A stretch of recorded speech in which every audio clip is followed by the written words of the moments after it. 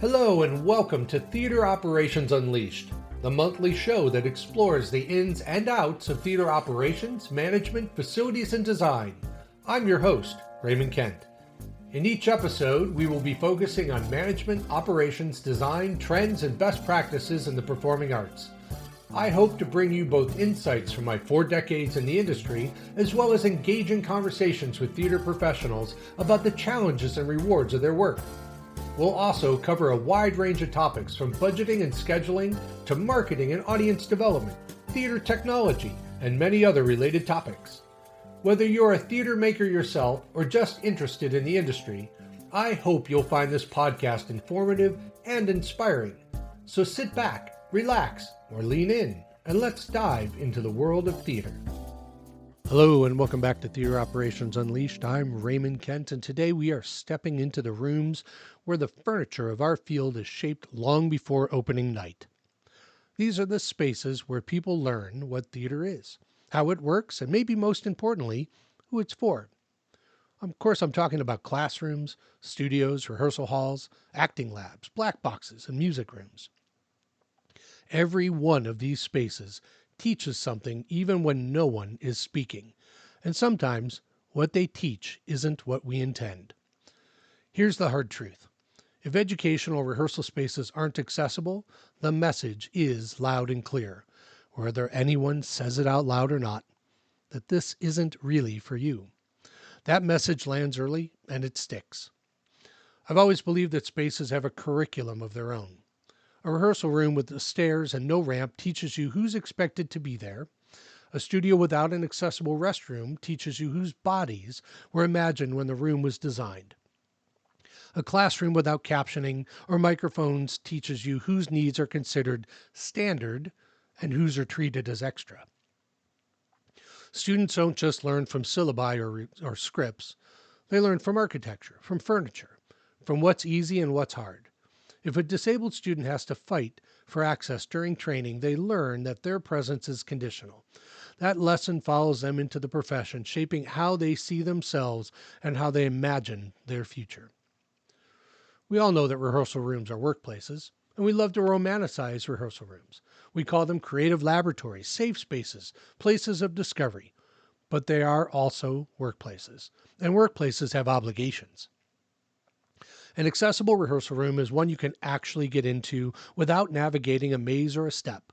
It's a room where you can move freely, where the circulation paths aren't blocked by permanent furniture, where lighting and acoustics support everyone in the room. It's a space with seating options that don't assume everyone can stand for hours and controls that aren't mounted out of reach. If disabled actor, director, stage manager, or student can't get into this room, they're not just missing class. They're being excluded from the profession. Acting and movement studios are often the least accessible spaces in a theater building.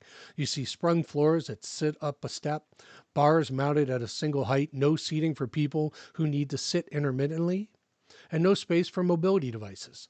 Sometimes the performance end of the room is literally unreachable.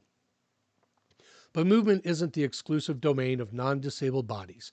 Movement belongs to everybody. An accessible studio is one where the transitions into spaces are level, where bars come in multiple heights or can be moved, where mobility devices aren't treated like obstacles, and where seating is part of the room, not shoved against a wall like an afterthought. It's a space where cues are both visually and auditory, and where exercises can be done in multiple ways. The goal isn't to make everyone move the same way. The goal is to make sure everyone can participate. Music rooms, they carry their own challenges.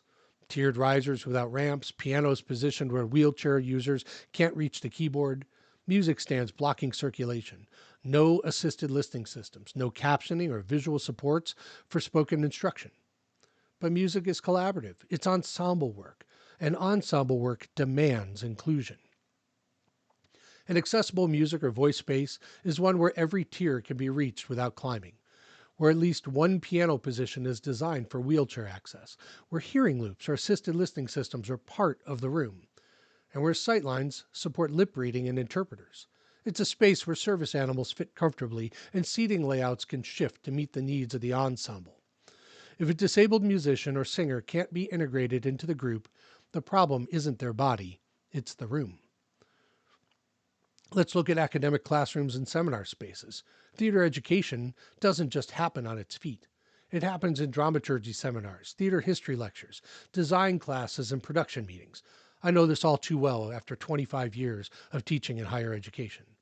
Accessibility here means step-free access, adjustable tables, captioned media, microphones used as a norm, not an exception, and slide decks designed so everyone can read them. It means course materials that meet accessibility standards and not just what the LMS spits out. If a student can't access the theory, they can't shape the practice. Cognitive, sensory, and neurodivergent access, educational rehearsal spaces are often loud, fast-paced, unpredictable, and overstimulating. For autistic, ADHD, or otherwise neurodivergent students and artists, that can be exhausting. Support looks like clear agendas, visual schedules, breaks into long rehearsals, and quiet room nearby. It looks like giving people options for written as well as verbal processing and establishing communication norms so everyone knows how notes will be given and when. These aren't special favors. They're just good pedagogy. The "you're lucky to be here" problem happens too often in higher education or any educational setting. Too many training programs still treat disabled students like exceptions.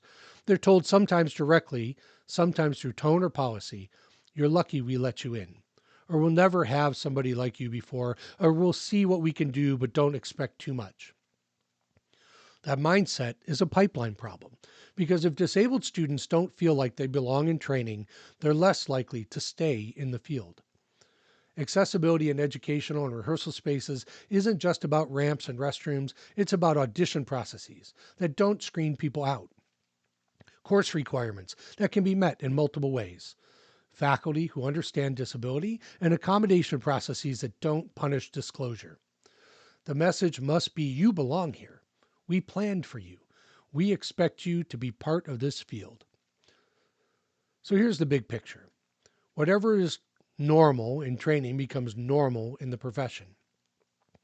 If students learn in inaccessible rehearsal rooms and studios that exclude disabled bodies and programs that treat access as an afterthought, they will carry those habits into productions they direct, the companies they run, the buildings they design, and the policies they write. But if they learn in spaces where accessibility is built in, not bolted on, they will carry that forward instead. So educational rehearsal spaces aren't side issues. They're the foundation. They're where the next generation of artists, technicians, administrators, and leaders learn what theater is and who it's for. When those spaces are accessible, we don't just include disabled students, we change the future of the field. We build a profession where disabled artists and workers aren't rare or exceptional or brave. They're just present, as they always should have been. In the next chapter, we're going to move to historic and existing venues, and we're going to talk about renovation and adaptation and compliance where we honor the past without excluding the present. Thanks for taking the time today to listening to Theater Operations Unleashed. We hope to see you next month.